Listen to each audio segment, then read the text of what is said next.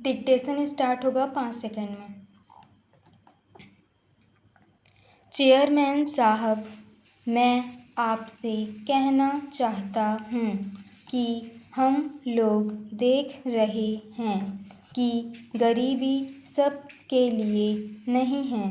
कुछ लोग तो देश में इस तरह से पनप रहे हैं कि उनकी संपत्ति का कोई हिसाब नहीं है। बाकी लोग जो पढ़े लिखे हैं, जो अनपढ़ हैं, वे सभी काम करने के लिए तैयार हैं। जब उनके पास काम करने के लिए काम नहीं होगा तो वे समाजवाद के कोरे नारों से कब तक खुश होते रहेंगे। रोटी रोजी के अभाव में उनमें कुंठा बढ़ेगी और वे पथभ्रष्ट हो सकते हैं। महोदय, इस बात को आप अवश्य समझ लें। इस तरह देश की युवा शक्ति के आतंकवाद और उग्रवाद की गोद में चले जाने का भय रहेगा। इससे देश को बहुत बड़ा नुकसान होगा। मैं स्पष्ट रूप से कहना चाहता हूँ कि आप इस संशोधन के समर्थन के बारे में दलगत दृष्टि से मत देखिए। देश में इस तरह के वातावरण से न तो जनता को और न ही सरकार को लाभ होगा, बल्कि पूरे देश को इससे हानि होगी।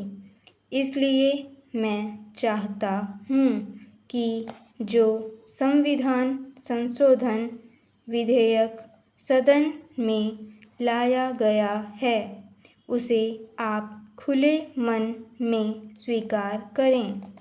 मैं हृदय से इसका समर्थन करता हूँ और इसमें यदि आप कोई अन्य सुझाव देना चाहें तो उसका स्वागत है।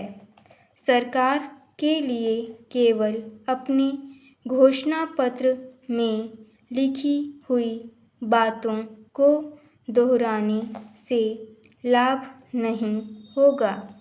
उन बातों पर अमल करने का रास्ता क्या है, इसे भी आप स्पष्ट करें, ताकि इस देश में उत्पन्न समस्याओं का हल निकालने के लिए विरोधी दल सरकार को अपना दृष्टिकोण बता सकें।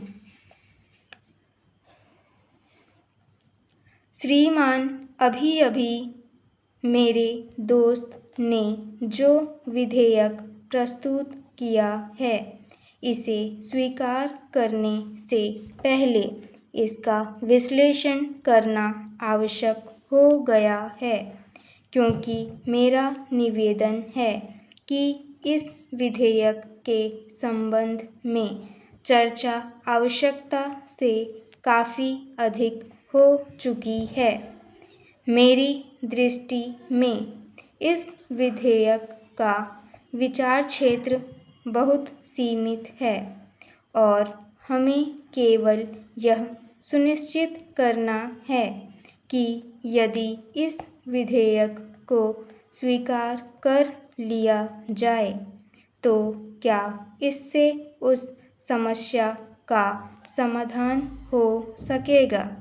मैं इसके उद्देश्यों और कारणों के विस्तार की ओर सभी का ध्यान आकर्षित करना चाहता हूँ।